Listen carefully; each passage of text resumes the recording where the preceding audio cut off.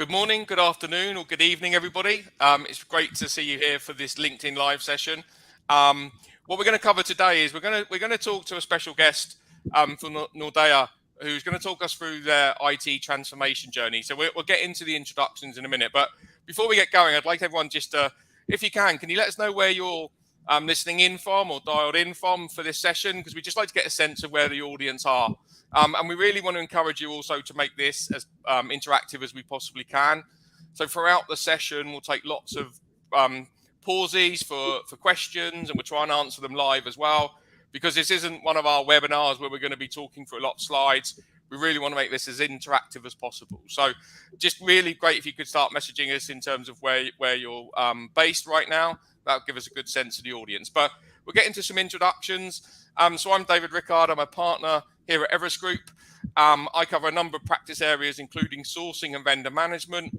I've been with Everest Group a couple of years. Prior to that, I had been in consulting for 3 years, but I was also a senior procurement director at Microsoft for nearly 17 years. So been around the sourcing, vendor management, procurement arena for nearly 20 years, although obviously I don't look that old. So yeah, been around for 20 years. Ricky, can you give us a brief introduction, please? Sure. Thanks, David. Hi, everyone. My name is Ricky Sundrani. I'm a partner with the pricing assurance team at Everest Group, lead some of our work in the area of IT and IT services, pricing solution benchmarking. I also work closely with vendor management organizations in terms of helping them improve and optimize their outsourcing contracts. So very closely understand their world. Glad to be on the call today. Mihala? Thank you. My name is Mihaela, and I'm thrilled to be here today. I have 10 years experience in procurement from global companies. And last year, I have did a transition to the supplier management, which I'm very passionate about the value it brings to the company. So looking forward to share our experience and learnings with you. Brilliant. Thanks, Mihaela. And yeah. So, yeah, really got interesting cross-section of audience, actually. So we've got a lot of people from of Europe, so Barcelona, Stockholm, but we've also got US and Dallas and Phoenix, Arizona, India, Dubai, Cape Town, Bangalore, Germany, London, Copenhagen, Madrid. So really great cross-section of audience, actually. So it's really, really good to see that people are interested in this topic as well. And so please keep the questions coming, or start giving us questions. We'll cover it. But we'll get into the content, because you don't want to hear me talking for too long. So, Mihaela, one of the things that we wanted to get you on for is that Ricky and I saw you present at a conference where you were talking about the IT vendor management transformation journey that Nordea has been on. So maybe if we could start just to set the scene for the audience, can you just give us a quick summary in terms of what that journey's been and how you got there, why you started, and where you are now? Before I do that, Dave, I'll go a bit back, because as you just mentioned, we have quite a broad or global audience. So maybe not everybody's familiar with Nordea. And just for the ones that don't know, Nordea is the largest bank in the Nordics with more than 200 years history. We have around 10 million customers, from private to corporate and large corporates and institutions. In 2018, we have moved our headquarters from Stockholm to Helsinki. So we are a European regulated bank, and we follow the European Central Bank regulations. And I'm giving this for a reason, just to get a bit more context. Also, what's important for us, one of our focus areas for 2025 is to deliver great omnichannel experience to our customers. And there, our suppliers or IT vendors are playing a crucial role. So that's a background. Coming back to your question, back in 2020, we have decided to do a transformation for our IT vendor management. And we had a 3-year plan at that point. In the first years of 2020, we'll focus on the transformation itself, working on the framework and having some pilot suppliers. In 2021, our focus has been on onboarding more suppliers to the framework, extending it to 80% of our spend. And 2022 has been our maturity journey. So I'll leave it here just because I expect you'll have some questions, and maybe the audience has also some questions to that. Brilliant, thanks. No, that's been great. And maybe you could just sort of one of the things I was thinking about when I looked at this slide is you talk about compliance. Can you go a little bit more deeper in terms of when you talk about compliance? What do you mean there in this context? I was mentioning earlier that Nordea is a European regulated bank, and obviously we live up to the ECB requirements. And the EBA guidelines, not sure how many are familiar with that, but we're quite regulated.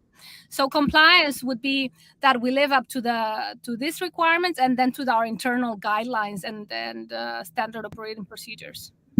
Okay, so but is it also, does it cover compliance in terms of people using the approved suppliers or the vendors that you're working with? Is there a level of compliance that's also factored into your journey? And if I understand your question right, my answer will be yes. Living up to our internal guidelines, that's important. And your guidelines then, sorry to label this point, I find it quite interesting. So, but your internal guidelines may be that you need to be working with a defined set of IT vendors. So compliance would also be how much of your spend is with those approved vendors or however you classify them.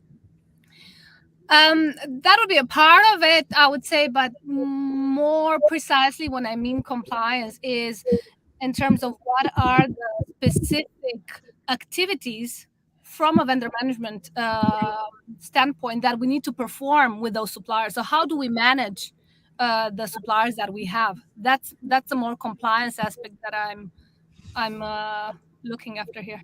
Okay. So does someone else within Nordea care about where the spend is going? Yes, we also do that as well. Okay, brilliant. Okay, no, and I think the interesting thing is, say it's a 3-year journey, and one of the things that we know is that the model, the structure that you put behind some of these transformations are fundamental to the success of it. So, can you talk a little bit about the structure that you put in place and how Nordea have structured the IT vendor management team to make the most of your journey? Mm-hmm. And I think there's also one slide about that, which you can help pull up. But if I start a bit back, and you also mentioned now the spend, when we are looking at the supplier management lifecycle, we are breaking that down into 5 different activities or processes. One part is the financial management, and here is where spend, invoicing, and other activities will come into. The second would be contract management. The third would be risk management. Fourth, performance management. And the fifth, relationship management. So that's how we are looking at the different puzzle pieces in supplier management. And then if I look at the slide that is now on the screen, we have organized our organization to perform these activities that I mentioned earlier. So we have 4 different building blocks. We have a supplier management competencies, and the supplier managers, essentially what their role is to run the relationship. They are the counterparts to the account managers in the supplier organization. Then we have contract manager roles, and they are responsible for the deliveries and obligations contractually. Then we have the supplier performance manager roles, and they are tracking, monitoring, measuring, and improving or finding ways of improving the supplier performance. And then we have a center of excellence that goes across, which looks more into how we are doing things. We're looking at the frameworks, we're looking at the different initiatives that we can perform throughout the year to further mature our department. And can you give us some examples? Have you got any examples in terms of, you talked about the Centre of Excellence, and I know we've not prepped for these, but hopefully these aren't too controversial, but any examples of the types of initiatives the Centre of Excellence undertake? That's a good question. Maybe I will go a bit back again and say that every year we have brainstorming activity with the entire team where we are working on what would be the initiatives for the year. So together with the different teams, so supplier managers, contract managers, supplier performance managers, we gather to discuss what are the gaps that they see, how can we further improve the maturity in our organization.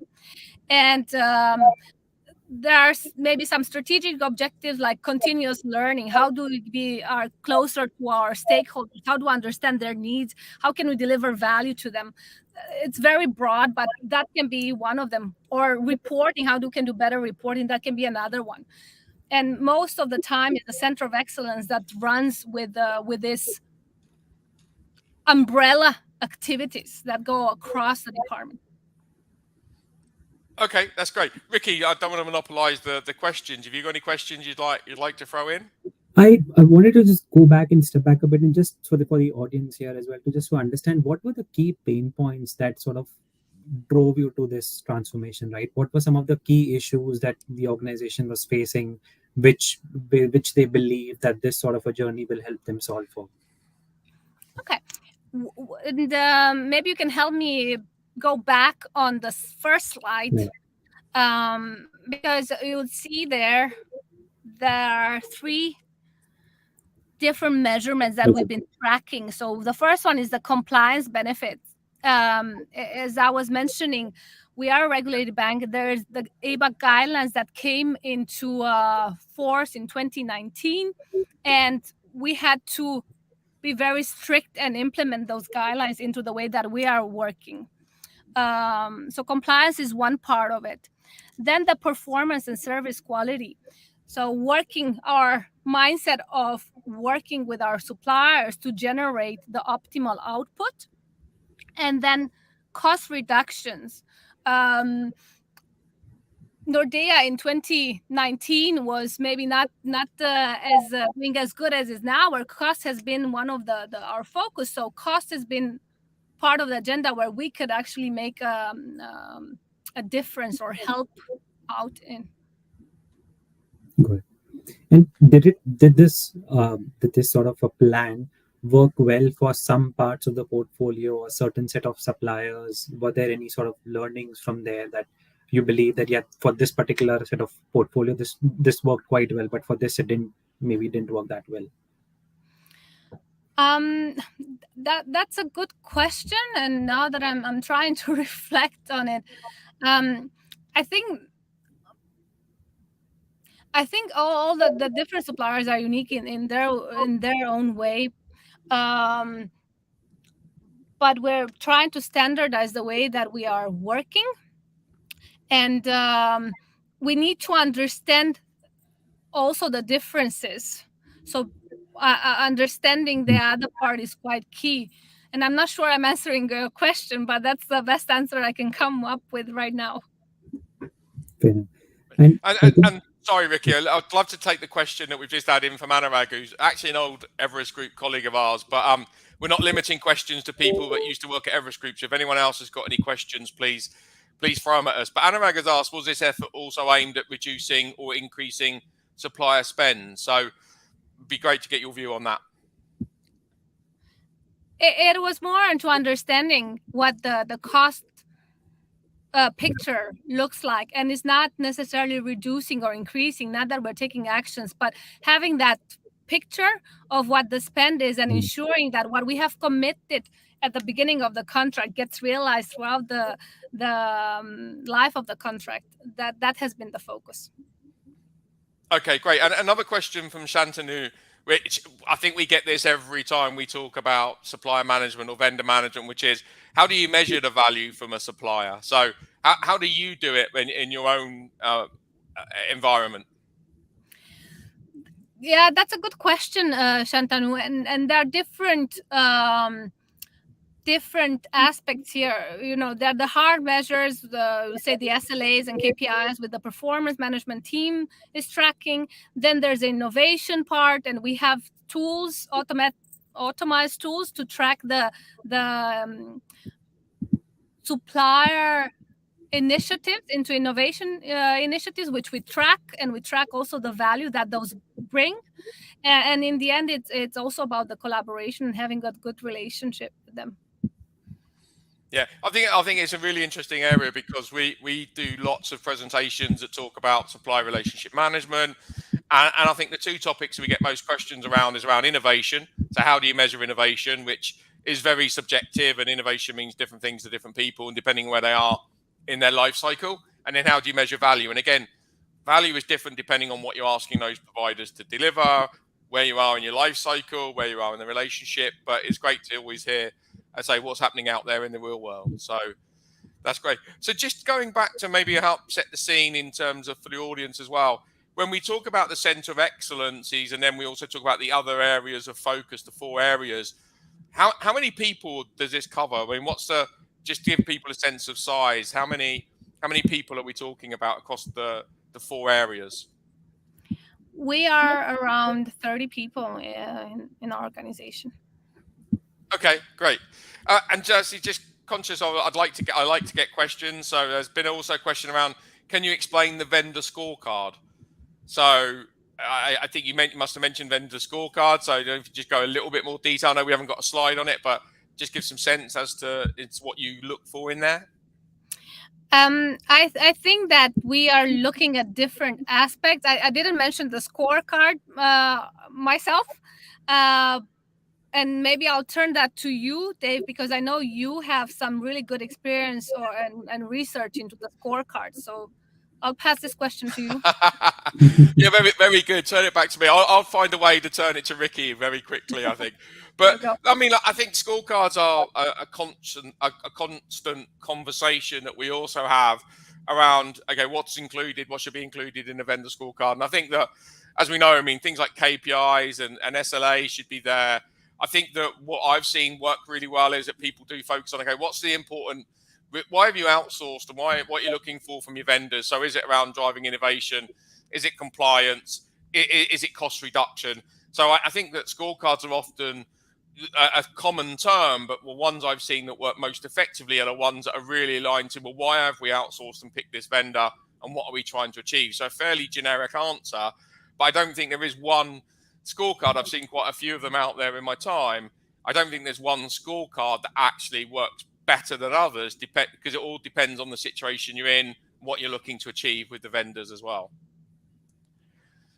Another question from Abhinav, actually, which was around what were the benefits to suppliers to commit to rigorous vendor management programs? So can you, I mean, I guess maybe the question is, how did Nordea sell this to your vendors and get them to sign up, or were they already very open to this? What was the thinking there? I think it was very well received by our suppliers. It is about the relationship itself and getting closer to the business, and we have many initiatives that we do together. So if I read what Abhinav is writing, what are the key benefits for suppliers to commit? It's getting us closer together, understanding the ways that we work, and having that alignment, but also feeling that we're working together for the common purpose, being aligned to what our objectives are. So maybe bridging that gap a bit more with our help. Okay, brilliant. I'd like to take one more question, and then we'll go back, Ricky. We can ask questions. But Subhame asked a question around transformation includes a lot of different systems talking to each other. Were they consolidated from a data standpoint to have a single source of truth? And if yes, how was it achieved? So really, I think it's like, I mean, how do you handle data across the 4 different aspects of the teams? And have you got a consolidated single source of truth? And if you have, I think everyone wants to know how that's being done. what I can say is that we are continuously working on this. We have automation and data experts in our teams that can help us. So part of the supplier management organization that we talked about earlier, that are also data specialists that and automation specialists, so help us with gathering that. Great, thank you. Ricky, any other questions? If not, I think it would be great to sort of start to talk about the learnings, because these sessions, we always plan for them to be 30, 40 minutes, depending on interaction. So I want to make sure we've got time for any more questions before we move on. But any questions from you before we move on to the key learnings? No, I think that's the great point in terms of having that data as a foundation for any sort of going forward projects, right? Because once you have that data in place, that visibility, it helps you sort of take the right decisions and brings the right set of accountability to all the stakeholders involved. So that's a very valid point. Yep, we can move forward. But I can also see here that somebody's writing about the forthcoming DORA requirements, and that's something that we are also very much aware of, and we have different working groups here to understand what those requirements are and how will that impact Nordea, and what can we actually do to live up to the new requirements that should come in effect in 2 years. Okay, and so you've thrown the script out the window now, Mihaela. So let me ask you one more question as well. No, that's good. We like a challenge, so that's good. So let me ask you one more question. So another question that we got from a LinkedIn user was around, you may get better cost reduction from appointing a single supplier, but then you have concentration risk. Which how do you balance that, the need to reduce costs versus diversifying risk? And I think probably we all can have a chip in at that, because I think that we've all been around a long time. But maybe start with you, Mihaela. What's the Nordea view on that? And it points again to the regulation, because concentration risk is something that our regulators are really looking into. So we have regulations to live up to. And that also helps us with the balance, I would say, that having that awareness about it and not putting all our eggs in one basket. Okay. But yeah. Ricky, what's your view? I mean, you don't work a lot on pricing, and obviously that's a concentration risk, and having fewer providers can be a big driver for that. So what's your thinking?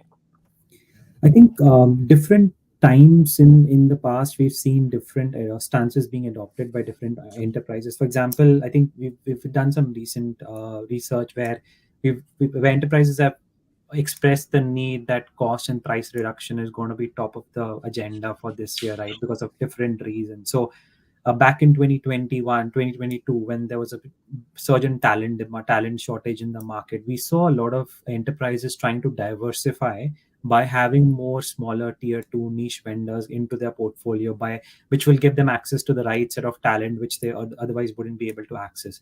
But now what we are forecasting for 2023 is where we'll see this trend of portfolio consolidation or vendor consolidation coming back into the mix, because that's one of the ways that we see that enterprises are trying to bring about that price or cost reduction that they're trying to achieve for the year. So of course it comes with a hint of risk, but I think that there's no right set of number of vendors in any portfolio. But yeah, we've definitely seen that a lot of mature enterprises have been able to balance, sort of have a nice balance between having the right set of the number of vendors and having the right set of spend with each of the vendors without actually risking too much with each vendor. Yeah, I think it's interesting, because I mean, I think we often get asked, well, what's the right number of vendors that we need per category? And again, sounding like a horrible consultant or analyst answer, it depends, because it can depend on, say, the size of the business, but also the business criticality of it. How easy is it to switch if you need to? So whenever I was on the buy side, we always looked at, okay, we know that fewer providers can help us drive out cost, but is that too much risk? If we had to move quickly, are we able to? How much training would there be for the people handling that type of interaction, and could we replace them quickly? So I think there's a number of factors that we've talked about, and we've probably got research on somewhere that talks about the factors that you have to consider as part of your risk strategy when you're thinking about consolidation. But I don't think there's one answer that fits everybody. So saying, yeah, you should have two for a spend of $100 million just does not make sense, because it's what you're buying, where you're buying it from, how critical it is for the business. So I think it's a case-by-case basis is what I've seen. So, Anurag, I know you've asked a question as well, but let's get into the learnings that we've got from Mihaela first of all, and then we can come back and wrap up with any questions that we have. So maybe we could just go through the learnings that you have, Mihaela. Yes, and there are three main learnings for us. One of them, or the first one, is that having a center of excellence team is very good.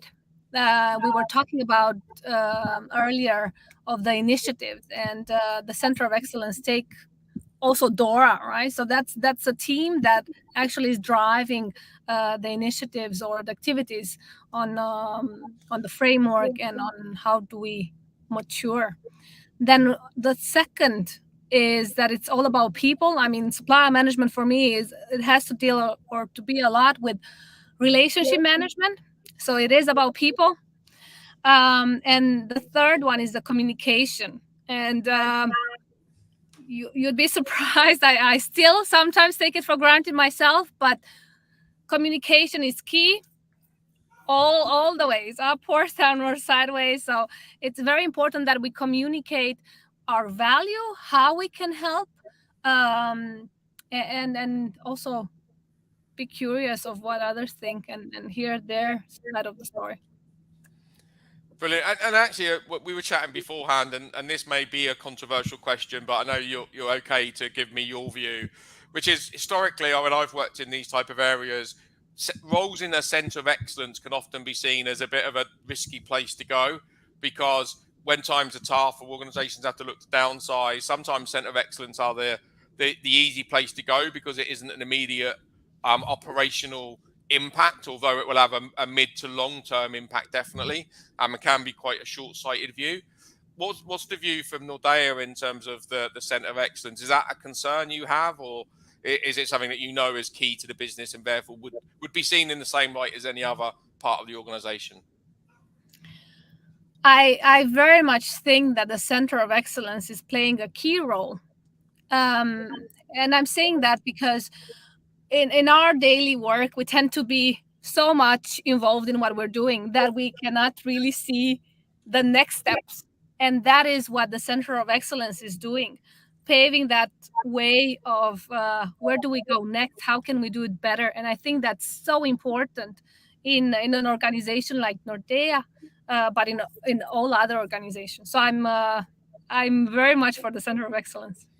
Right. Yeah, no, and again, I wasn't casting aspersions on them, but it's just people sometimes are a little bit concerned about those being easy targets when times are tough. But I totally agree. I think that without a sense of excellence, you can run around doing a really good job of your day job, but you're not moving forward or improving. So I totally am a massive advocate of them. I just wanted to be honest and say, I mean, that's sometimes a concern that people can have. Let me take the question from Anurag, and I would say that we're starting to wrap up now. But if you've got any other questions, please get them in, because we're happy to stay on for a little bit longer than the 30 minutes. But I think you can see the question on the screen. But did you see that cost-saving efforts led to suppliers compensating with more junior or less proficient talent? And I think, Ricky, it'd be great to get your view on this as well after Mihaela's had a view. And did you lose some suppliers that didn't want to commit to lower pricing or more overheads in relationship management? So what's the Nordea experience? And then, Ricky, what's been your experience from the deals that you've got to see? What I can say is more general, in that there's been a war for talent in the couple of years. The last couple of years, there still is. So getting the right skilled people, it is tough. I wouldn't say necessarily that cost saving. I mean, in some cases, I do see how cost savings will lead to more junior. I don't think that's necessarily our case, but it is an overall market situation with access to talent. And I know that you are doing research on that. So, Ricky, what is your view? I agree with that. I mean, it's not necessarily the case that we see vendors compensating for the loss of margin with less skilled or low proficient resources. That does happen in a few accounts. We've seen that happen. Some vendors do that.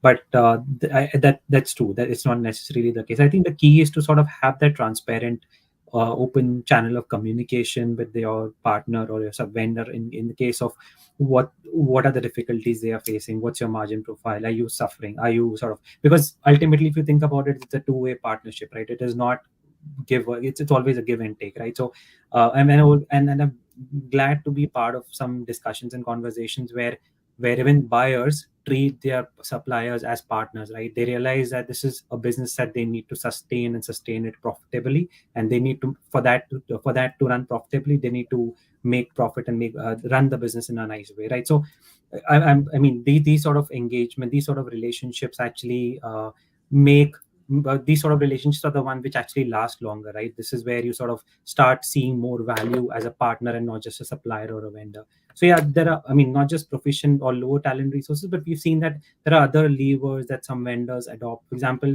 in recent times, we've also seen some vendors do more and more of offshoring, deploy people at low cost locations, put in more automation, put in more technology to actually compensate for the loss of, let's say, cost and increasing cost of talent. So there are different levers that we've seen vendors pull in to actually manage those price increases. Brilliant. Thanks, Ricky. We've had another question from Ankit, which was around how should proactive ideas stitch the COA with customers' key objectives, expectations for a better partnering model of work. If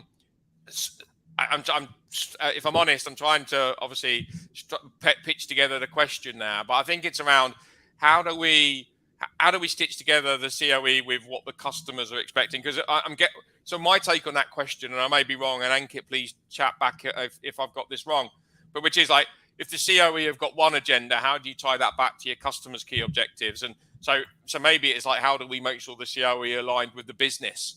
And maybe Mahela, you've got a view on that. And Ankit, again, if I've got the end of that question wrong, then please chat back in. But how do you keep the COE aligned to the business? Yes, and I think that was also part of my slide, that the center of excellence is the link, and the previous one, I think, the second slide.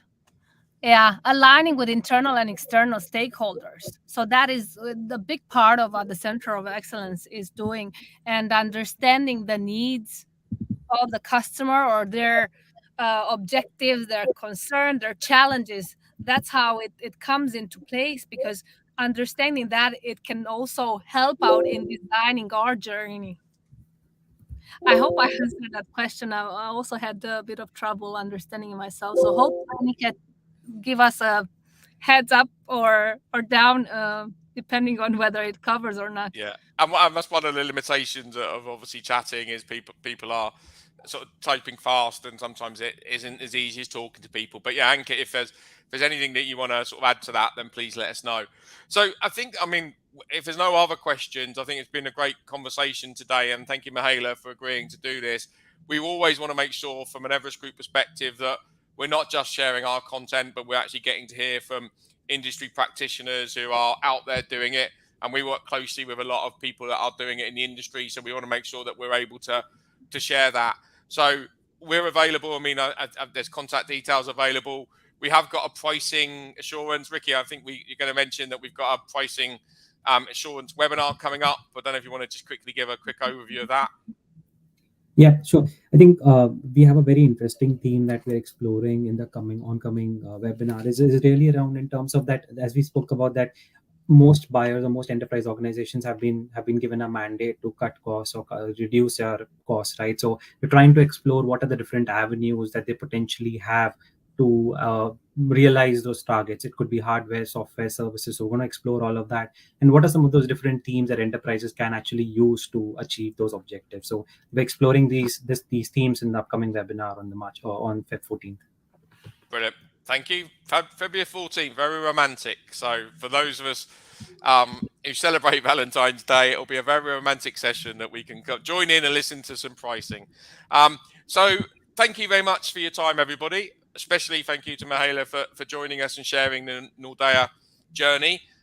You've got our contact details. It will be in the deck, and you can watch this session back. But you've got our contact details. Please reach out if there's any other questions. But thank you again for your time. And thank you for having me. Thank you, everybody, for listening.